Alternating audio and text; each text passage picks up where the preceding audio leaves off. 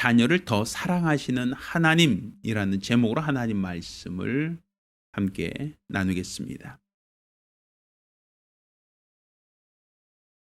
하나님은 공평하신 분이십니다. 그런데 우리가 하나님이 공평하시다라고 하는 것은 하나님께서 획일적이시다라는 의미는 아닙니다. 이 공평이라고 하는 것은 마치 어떠한 지역이나 어떤 인종이나 빈부귀천의 차이를 두지 않는다. 어찌 본다면 하나님께서 마치 저울질할 때 좌와 우가 어떠한 똑같은 무게로 잰다라고 하는 의미죠. 우리가 하나님이 공평을 말할 때 하나님께서는 누구에게나 어떤 이들에게나 하나님은 공평하시다라고 우린 그렇게 말하고 또 그렇게 가르치고 있습니다. 자, 그런데 사실 우리가 사는 이 세상을 보면 이 세상에 공평하지 않다라고 여기는 사람이 훨씬 더 많다라는 것이에요. 예전에 금수저, 흙수저 논란이 있었죠. 태어날 때부터 금수저로 태어난 사람이 있고 태어날 때부터 흙수저로 태어난 사람이 있다라는 거예요. 그러니까 태어날 때부터 차이가 있다라는 것이죠. 금수저로 태어난 사람은 좋은 부모 만나서 좋은 환경에서 자라고 또 좋은 환경에서 자랐기에 그는 이 세상에서 사회적으로나 아니면 많은 사람들에게 인정받는 높은 지위에 오르는 경우가 상당히 많습니다. 그렇지만 흙수저로 태어난 사람들은 태어날 때부터 차별을 갖고 태어나게 되고 성장하는 과정에서도 그는 열악한 환경 속에서 고난을 당하고 또 그렇게 열악한 환경에서 자라다 보니 마치 개천에서 용난다라고 하는 속담처럼 무엇인가 자수성가하려고 하는 기대치와 사모함이 있지만 태반은 어느 일정한 수준 이상을 벗어나지 못하는 경우가 많다라는 겁니다. 이런 데서 오는 차별, 이런 곳에서 오는 어떤 소외감이 사회적인 갈등을 유발하고 또 사람 간의, 인종 간의, 지역 간의 어떠한 갈등을 조장하는 어떤 그런 이유가 되기도 합니다. 그런데 우리가 분명히 알아야 할 것은 이 모든 세계를 지으신 게 누구시다? 하나님이라는 거예요. 성경에 하나님께서 어떤 이에게는 5달란트를, 어떤 이에게는 2달란트를, 또 어떤 이에게는 1달란트를 주었다라고 마태복음 25장에 말씀하고 있죠. 주인이 종들에게 똑같이 획일적으로 3달란트씩 골고루 나눠준 게 아니라 누구에게는 5을, 또 누구에게는 2를, 또 누구에게는 1달란트를 주었다라고 하는 차이가 있다라는 거예요. 그것처럼 이 세상에는 태어날 때부터 어떤 사람은 유색인종으로, 어떤 사람은 또 백인종으로, 또 어떤 사람은 선진국에서 태어나고 어떤 사람들은 아프리카나 아니면 아주 극히 가난한 동남아시아 같은 그런 지역에서 태어난 사람도 있다라는 것이죠. 출생할 때부터 비탈져 있다는 것. 또 어떤 사람은 남자로 태어나고 또 어떤 사람은 여자로 태어납니다. 이런 성별의 차이도 자신이 선택할 수 있는 건 아니죠. 난 태어날 때 남자로 혹은 여자로 태어나겠다라고 정하고 태어날 수가 없죠. 모두가 다 하나님에 의해서 정해지는 겁니다. 이렇게 사람들의 성별도 자기 선택이 아니고 어느 지역에 어떤 사람에게 태어날 것인가라고 하는 것도 결국 자신이 정하지 않습니다. 정할 수 없죠. 그러니 어떤 사람이 갖고 있는 재능, 그 재능이라고 하는 것도 어떤 사람은 특출한 재능을 갖고 태어난 사람이 있고 어떤 사람은 아무리 노력해도 어떠한 천재를 따라가지 못하는 그런 사람도 있습니다. 또 한편으로는 태어날 때부터 장애를 안고 태어나서 평생 사는 동안 타인의 도움 없이는 살 수 없는 그러한 분들도 있습니다. 기울어진 운동장이라는 거죠. 이 모든 것이 자신의 노력이나 자신의 열정이나 자신의 어떠한 능력으로 선택되어지는 게 아니라 태어날 때부터 기울어진 운동장에서 태어나서 누구는 열등하게 살고 누구는 우월하게 사는 세상이 존재한다라는 거예요. 사람들은 그런 어떤 기울어진 운동장을 한편으로는 금수저 혹은 흙수저라고 하는 이야기로 사회의 어떤 불공평을 한탄하는 것 아니겠습니까? 그런데도 불구하고 우리 하나님이 공평하시다라고 성경이 말하는 것은, 여기서 말하는 하나님의 공평은 모두에게 똑같이, 모두에게 획일적으로 모두가 다 동등하다는 의미의 공평이 아니라 하나님은 말씀 앞에서 공평하다라는 얘기입니다. 하나님의 법 아래서 공평하다라는 의미죠. 우리나라도 사실 법치주의라고 하는 대원칙을 갖고 국가를 경영하고 있습니다. 이 법치국가라고 하는 것은 우리나라의 모든 기본법은 헌법, 법률에 어떠한 조장되어 있다, 기록되어 있다라는 것이죠. 그러니까 법률에 따라서 나라가 통치되어지고 법률에 따라서 위정자들을 세우고 법률에 따라서 국민들에 대한 권리와 의무가 부여되어진다라는 거예요. 사람들이 행할 수 있는 것과 행하면 안 되는 것도 법률에 의해서 규정되어지고 있다라는 것이 법치주의의 원칙입니다. 그래서 만민이 법 앞에 평등하다라는 말을 아마 들어보셨을 거예요. 우리나라 대법원의 그 대법원 앞에는 정의의 여신이라고 하는 디케 동상이 있습니다. 그런데 우리나라 대법원 앞에 있는 이 정의의 여신의 그 모습을 보면 한 손에는 법전을 들고 있고 한 손에는 저울을 들고 있는 모습이 있어요. 그러니까 법으로서 저울질하겠다는 거예요. 이 법전을 가지고 세상 모든 사람들을 법으로서 저울질하겠다. 이것은 가난한 사람이나 부유한 사람이나 또 문벌이 있는 사람이나 그렇지 못한 사람이나 법 앞에 모두가 다 평등하다라는 의미를 갖는다라고 볼 수 있는 겁니다. 그런데 우리나라에 있는 이 정의 여신 디케 동상에는 눈을 가리지 않았어요. 우리나라 대법원의 동상은 법전과 저울, 눈을 뜨고 있는 모습을 그 형상으로 가지고 있죠. 그렇지만 다른 나라의 어떤 법원, 다른 나라의 어떤 대법원 앞에 있는 디케 동상은 눈을 가리고 있는 동상이라고 얘기합니다. 눈을 가리고 한 손에는 저울을, 또 다른 한 손에는 칼을 들고 있다라고 얘기를 합니다. 눈을 가리고 있다는 것이 무엇입니까? 보지 않겠다는 것이죠. 그 사람이 사회적 지위나 명예나 권력 혹은 그 사람이 어떠한 자리에 있는지 그걸 보지 않고 단순히 저울로만 판단하겠다. 저울로만 판단하여 칼로 악인을 심판하겠다라고 하는 그런 의미를 갖고 있다라고 얘기합니다. 반면 우리나라 대법원에 있는 디케 동상은 눈을 뜨고 있죠. 저울은 들고 있고 법전은 가지고 있지만 눈을 뜨고 있는 정의 여신, 신상이 있죠. 그래서 그런지 우리나라에는 이런 말이 있어요. 유전, 무죄, 무전, 유죄.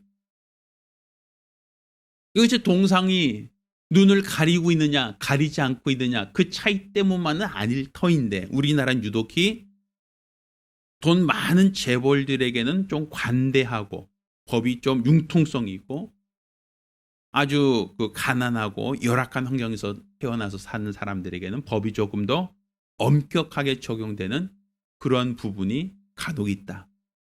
그런 이유가 무엇이냐? 정의 여신의 눈을 가리고 있지 않기 때문이다. 사람들은 혹자는 그렇게 얘기를 하곤 합니다. 자, 이것은 동상의 문제가 아니죠.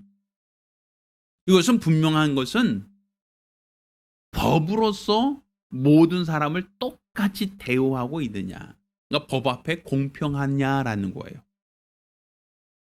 그러니까 우리나라가 태어나는 사람들, 자라나는 사람들, 이 모든 사람들은 차별이 있죠. 남녀노소, 또 빈부, 귀천 다 차이가 있어요.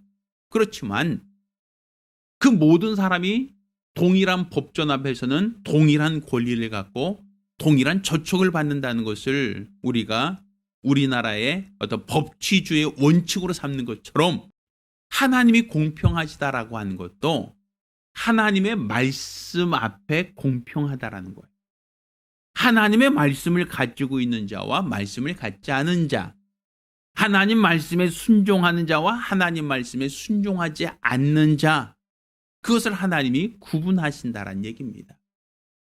그래서 하나님의 말씀을 받은 자를 하나님의 백성이라 칭하고 하나님의 말씀과 무관하게 사는 자를 하나님은 이방인이다라고 여기십니다.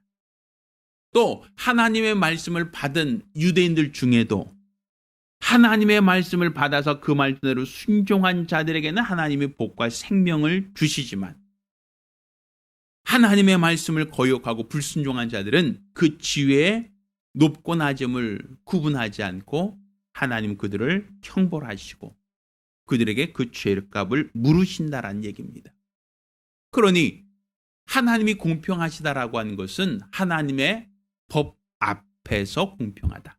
하나님의 말씀 앞에서 공평하시다라는 얘기입니다. 이러한 하나님이 공평하다는 이 원리를 알고 있어야 오늘 우리가 읽은 이 본문 말씀이 이해가 되는 겁니다. 오늘 우리가 읽은 이 마태복음 15장 말씀에는 예수님께서 이 가난 여인의 간청함에 대하여 귀신 들린 딸로 인하여 고통당하는 이 여인의 호소에 대하여 예수님께서 귀를 닫고 외면하는 모습이 나와요. 어떻게 본다면 이 여인은 가련한 여인, 불쌍한 여인이에요. 자기 딸이 흉악한 귀신 들려 고통을 당하고 괴로워하고 있는데 내 딸을 도와줄 수 없는 연약한, 부족한 인생이 있죠. 그 아이에 대한 모성은 가지고 있지만 그 아이를 어찌할 수 없는, 그 아이를 도울 수 없는 한계가 분명한 여인이었어요. 그러던 중 예수의 소문을 듣고 예수께 찾아옵니다. 그리고 내 딸이 흉악한 귀신 들렸으니 도와달라고 소리칩니다. 그렇지만 그 여인의 외침에 대하여 우리 주님은 귀를 닫고 눈을 감으셨습니다. 그 여인이 하도 도와달라고 내 딸을 살려달라고 간청하자 제자들이 예수님께 대하여 저 여인을 보내소서, 시끄럽다는 얘기죠. 시끄러우니까 저 여인을 그냥 쫓아보내세요라고 하는 얘기를 합니다. 자, 그때 예수님 뭐라고 말씀하십니까? 한 말씀도 대답지 않으셨다. 그 여인이 자기 딸을 살려달라고 하는데, 자기 딸을 고쳐달라고 하는데 예수님은 한 말씀도 답변하지 않으셨다라는 얘기예요. 그러니까 제자들이 저 여인이 자꾸 뒤따라오면서 소리 지릅니다. 좀 시끄럽습니다. 그 저 여인을 그냥 내쫓아 버리시죠 라고 얘기할 때 예수님께서 뭐라고 말씀하십니까? 자, 24절에 보면 나는 이스라엘 집에 잃어버린 양 외에는 다른 데로 보내심을 받지 아니하였다. 그 여인이 자기 딸을 고쳐달라고 하는데 예수님은 매몰차게 거절하죠. 외면하시죠. 자, 그러자 그 여자가 예수께 와서 절하며 도와달라고 합니다. 그때 예수께서 또 뭐라고 말씀하십니까? 자녀의 떡을 취하여 개들에게 던짐이 마땅치 않다. 그 여인이 아무리 간청해도 난 너를 도와줄 생각이 없다라는 이야기를 하십니다. 자, 그러자 그 여인이 이와 같이 얘기합니다. 주여 올소이다. 그렇지만 개들도 제 주인의 상에서 떨어지는 부소귀를 먹나이다 라고 자녀의 떡을 취하여 개들에게 던짐이 마땅치 않다는 주님의 말씀에 대하여 그래도 빵 부스러기라도 좋으니 내 딸에게 은총을 베풀어 달라고 그렇게 사정을 하죠. 자, 이에 예수께서 뭐라고 말씀하십니까? 여자여 내 믿음이 크도다, 내 소원대로 되리라 하시니 그 시로부터 그의 딸이 나았다라고 성경은 기록하고 있습니다. 성경에 예수님께서 이 세상에 오신 이유를 기록하고 있죠. 우리들의 죄와 우리들의 허물을 친히 담당하기 위하여 그분이 오셨다라는 것을 말하고 있어요. 성경은 그가 찔림은 우리의 허물을 인하며 그가 상함은 우리의 죄악을 인함이라. 그가 징계를 받음으로 우리가 평안을 누리고 그가 채찍에 맞음으로 나음으로 얻었다라고 이사야서는 말하고 있죠. 또 예수님께서 채찍에 맞으신 것이 우리의 모든 연약함을, 그가 십자가를 짊어지신 것이 우리의 모든 죄를 담당하기 위함이 아니었습니까? 그가 부유한 자로서 가난하게 되신 것도 우리 가난한 자로 부유케 하려고 하셨다라고 기록하고 있지 않습니까? 그가 이스라엘 지경에 갔을 때 어떤 사람, 어떤 병인이 오든지 간에 주님은 불쌍히 여기셨고 그들을 고치셨어요. 소경의 눈을 뜨게 하시고 안진뱅이를 일으키시고 또 혈병 걸린 여인을 낫게 하시고 각색 병든 자들을 다 종류대로 하나님께서는 또 예수님께서는 고쳐주셨고 치료하셨습니다. 그런데 이 가난한 여인에 대해서만큼은 예수님께서 매몰차게 거절하고 돕지 않겠다고 그 여인에 대해서 상관하지 않는 모습을 보이고 있다라는 거예요. 그 여인이 단지 가난한 여인이었기 때문인가? 단지 이방인이었기 때문인가? 그 여인이 과연 살면서 어떠한 부분에 있어서 예수님께 문제를 이야기하고 있었는가? 어떤 예수님과의 갈등이 있었는가? 사실 성경은 그런 기록이 나와 있지 않습니다. 그렇지만 우리는 예수님께서 로마 백부장의 하인을 낫게 하신 얘기가 나오죠. 그 백부장의 하인이 병들었습니다라고 할 때 내가 그 집에 가서 고쳐주리라라고 하는 말씀을 하십니다. 백부장이 내 집에 들어오심을 내가 감당지 못하겠사오니 다만 말씀만 하옵소서라고 하여 예수님께서 그 백부장을 칭찬하시고 내가 이스라엘 중에 이만한 믿음을 보지 못하였다라 하시며 그 백부장의 하인이 그 시로 나았다라고 말씀하지 않습니까? 분명히 백부장도 이방인인데 주님께서는 내가 가서 고쳐주겠다. 또는 말씀으로라도 그 하인을 낫게 하셨다라고 기록하고 있죠. 그런데 왜 이 가난한 여인에 대해서는 예수님께서 매몰차게 외면하시고 또 그 여인의 간청을 듣지 않으려고 하셨는가?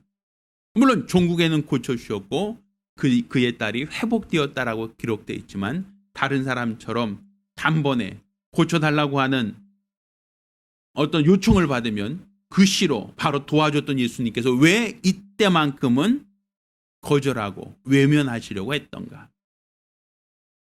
왜 자녀의 떡과 개를 구별하고 있느냐라는 거예요. 이것은 하나님은 법 앞에 평등하기 때문에 그렇습니다. 곧 하나님의 말씀을 받고 그 말씀에 순종하는 자와 하나님의 말씀과 무관하게 살았던 사람을 하나님은 구분하고 있다라는 거예요. 이 백부장도 비록 그 신부는 이방인이었지만 그는 율법을 지키고 회당을 건축하는 걸 도와주며 이스라엘 사람들, 곧 유대 전통에 대해서 그 사람은 이해하고 도와주던 사람이다라고 되어 있어요.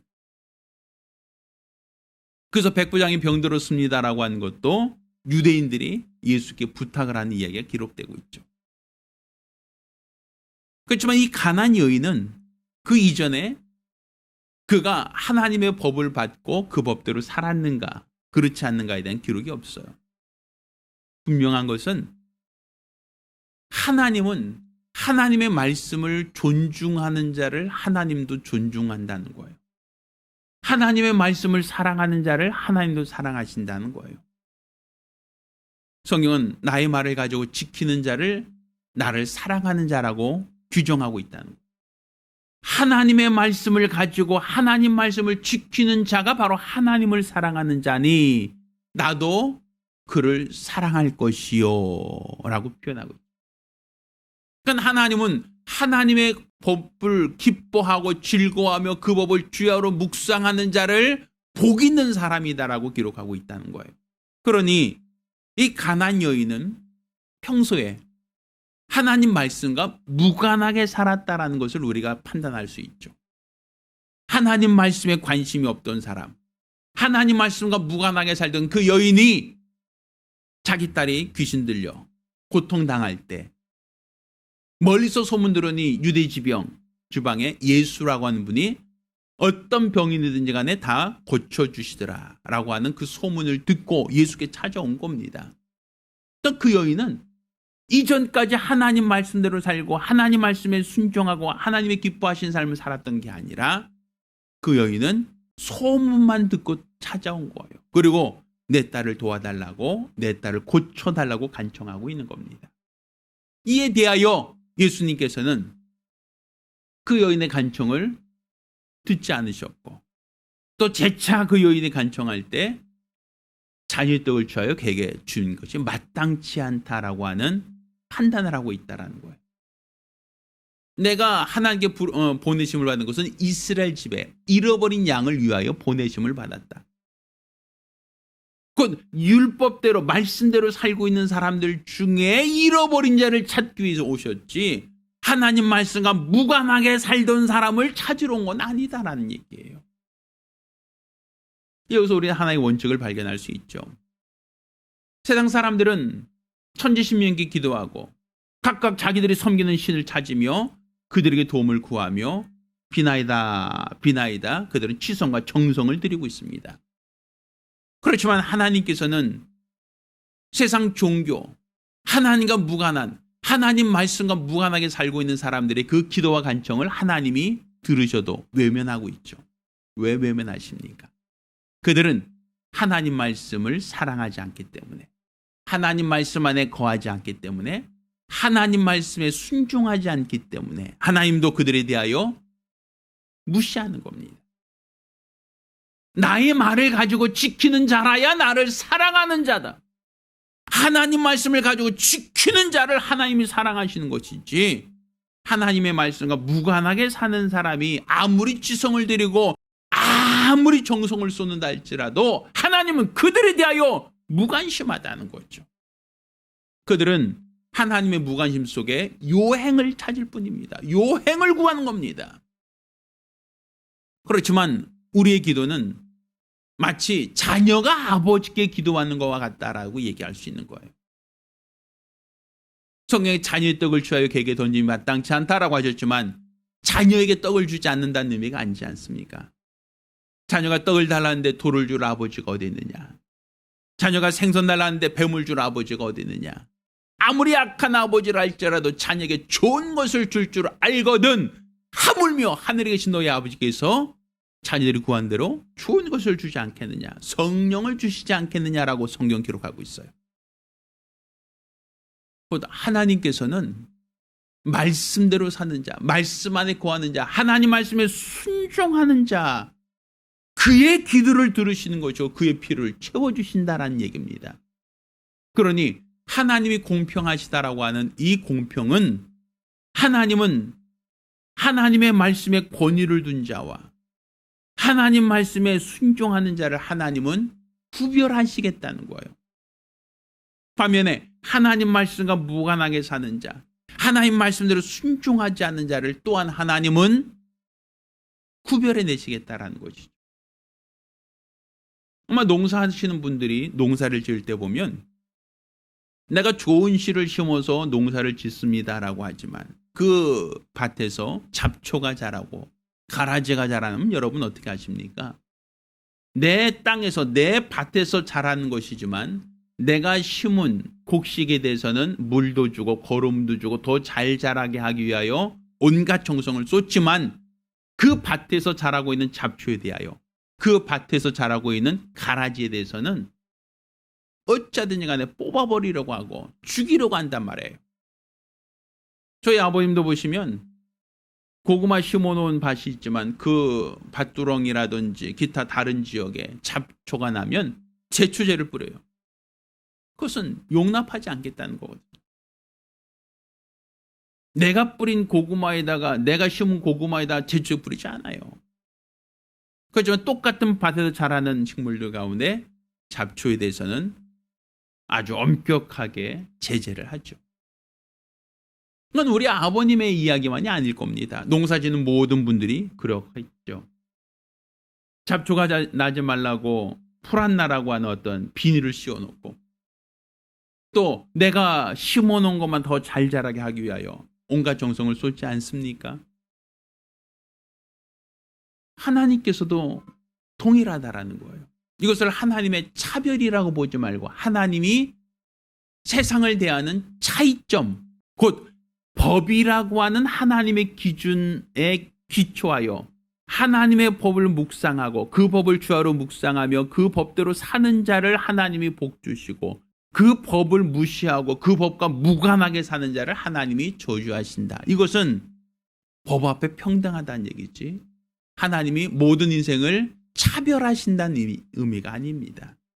그러니 우리가 지금 하나님을 온전히 믿고자 한다면, 하나님의 관심을 끌고자 한다면, 또 우리들의 기도와 간구함이 하나님께 응답되어지길 원한다면 우리는 하나님 말씀을 사랑하고 하나님 말씀에 순종하려는 자가 되어야 됩니다. 하나님의 말씀을 가지고 지킨 자가 주님을 사랑한 자라 하셨고, 주님을 그처럼 사랑한 자를 주께서도 내가 저들을 사랑하여 그들에게 나를 나타내겠다라고 말씀하지 않습니까? 우리가 이 여인의 간청한처럼 하나님의 말씀과 무관하게 내 딸이 병들었습니다, 내 딸이 흉악한 귀신 들렸습니다라고 하고 간청함에도 주님께서 애써 외면하며 그 여인을 바라보지 않으셨던 것, 그거는 자녀가 아니기 때문입니다. 하나님 말씀과 무관한 자이기 때문입니다. 하나님 말씀과 무관하게 하나님의 율법을 지키며 살지 않던 자이기 때문에 주님은 그 여인에 대하여 무관심할 수밖에 없었던 겁니다.